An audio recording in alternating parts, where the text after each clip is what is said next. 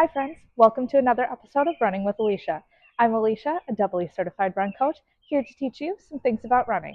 I'm glad you're here, now let's get into it.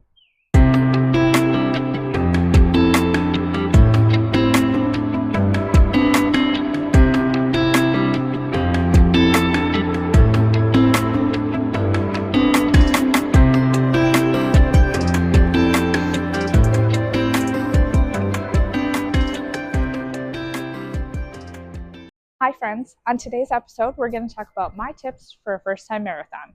There's quite a few of them, let's get into it. Alright, the first thing is not only to make sure you have good shoes, but to make sure that you have up-to-date shoes. So what I mean by good shoes is making sure you're going to a store where they know how to fit you and help you decide which shoe is best for you. Everybody is different in the shoe that they wear for running, and so you may ask people, oh, what shoe do you wear? What shoe do you wear? But it's truly going to depend on what works best for you. Some people need soft shoes, some people need hard shoes. It just kind of depends on your feet.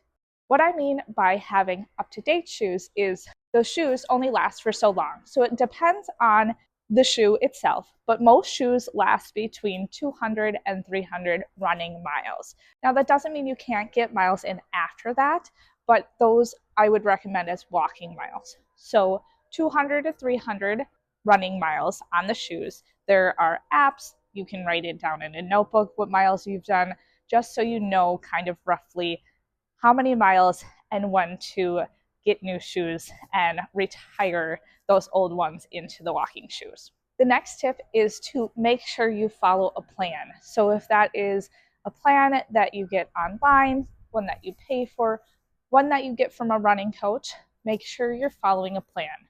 A marathon is a very long distance, 26.2 miles, and trying to do that without a plan isn't a smart idea. So making sure you have a plan and that you're following it as close to possible as you can.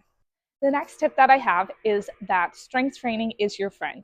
Doing strength training at least 2 times a week is going to be helpful in your running. So not only can it help you get faster, it just generally makes your body stronger. So adding in those strength training days will be beneficial to you. You also want to make sure that you're getting proper hydration. So what I mean by this is the recommended amount of water per day is half your body weight in ounces. So if you weigh 140 pounds, 70 ounces of water every day. It's also going to make sure that you're well hydrated for your runs and your races. If it's the days leading up to your marathon, you want to hydrate a little bit more and make sure you're getting some electrolytes. The next step I have is to record your experience. May it be on Instagram, writing posts, Strava, posting pictures and writing notes, or even just a notebook, writing down your experience. This way you can see where you've come from and where you got to and see the experience that you've had.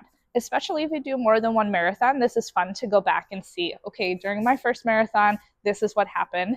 Now I'm here. And this gives you time to reflect, which is kind of fun. Please make sure that you are taking the time to plan out your training runs. Training for a marathon takes a lot of time, a lot of effort, and you want to make sure that you have those long run days planned out. Sometimes you're out there for many, many hours and you want to make sure that everything at home or whatever else you have to handle is taken care of. Along with that is you want to make sure that you have safety precautions in place. So making sure you have some sort of tracking on you and or the route that you're going, somebody knows where you're at. The next step I have is when you're out on those long runs, you want to make sure that you are fueling properly. Same goes for marathon day. You want to make sure that you're fueling properly. The rule of thumb is every 30 to 45 minutes, you want to get 20 to 30 grams of carbs. There are many different types of fueling out there. I just brought a few so that I could show you. So there's things like gels that you can have. When training for a marathon, you may have used these during half marathons and may find that it becomes kind of taxing to have multiple of these over the course of the 26 miles. You may want to find a second gel to break up the monotony of the one type that you like, or other flavors that can help too. Another thing is applesauce pouches. These are great. There's also electrolytes in here that can give you that extra boost. I like to do these once or twice during a long run to just help break up the monotony of things. The last thing I wanted to show you is things like bars. There are many different fueling options out there. You can use natural foods, you can use sweet potatoes. I've heard people use sugar cubes, gummies. There's many things out there. You have to just find what works for you. Along with the fueling, you want to make sure that you're hydrating during the runs, during the marathon, and even before and after your runs. So you want to make sure you're getting proper hydration. So keeping with drinking the water, making sure you have some electrolytes. After your runs, you want to make sure that you replenish those electrolytes too. Despite if you sweat a lot or just a little bit, you're still losing electrolytes and you want to replenish those. A few options are Liquid IV or Scratch. These are great for replenishing or to hydrate during your runs, but there are many options out there for hydration and electrolytes. When you're out there on those long runs, remember you can't go too slow. So even if you have to walk some, the point is to get the miles on your feet. The next tip I have is to make sure that you're eating well and to get some protein in after your runs.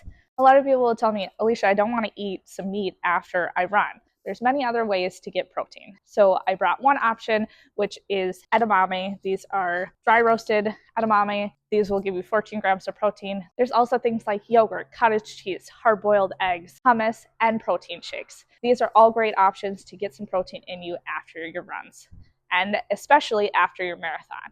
You want to do this to help aid in your recovery process. I have just a few more tips on how to make your first time marathon successful. One of which is if you can have a good support system, that is always helpful. You also want to train your mind. What I mean by this is running a marathon is very mentally taxing. So learning about where those walls are for you during the mileage, learning about how to ease your mind. Maybe that's doing meditation practices or breath work to help ease your mind as well. I always say the mental aspects of marathon training is just as important as the miles on your feet. Because truly, if you're not able to push past those mental blocks, it may hinder you in your experience of your marathon. The last and final tip I have for your first marathon is to make sure to enjoy the entire experience. Every training run, every mile on your feet, because nobody's making you do this. You get to do this. Remember, not everybody is able to do these miles. Not everybody is able to run.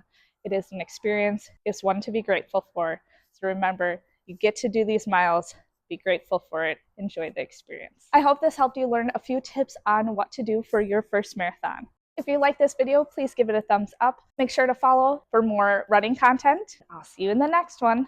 Happy running.